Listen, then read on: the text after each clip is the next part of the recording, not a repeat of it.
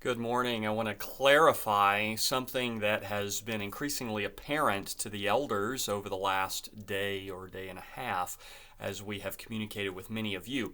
The survey that was sent out a couple of days ago is not a registration either for the service on May 10th or the worship services on May 17th. There will be other specific registration forms or surveys to be completed later to attend those particular assemblies. The purpose of this initial survey is to help us get a head count on how many people are intending to return to corporate worship now during stage one, as opposed to waiting until later.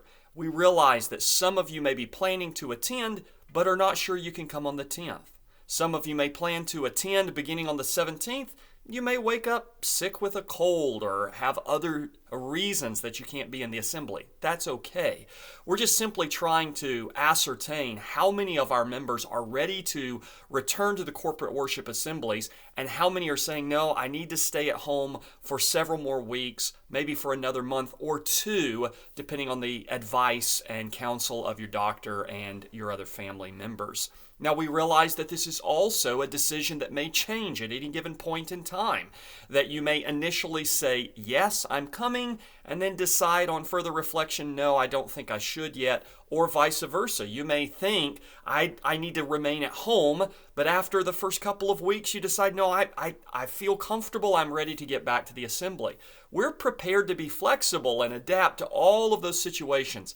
We're simply trying to get a head count. Because of the changes that we've made to the seating in the church building, because of the additional precautions that we're putting in place during stage one, we are planning to have 2 worship services every Sunday morning.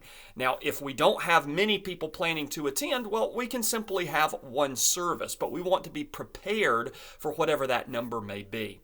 So later this week, very soon, you are going to see a registration invitation to attend the service on May 10th.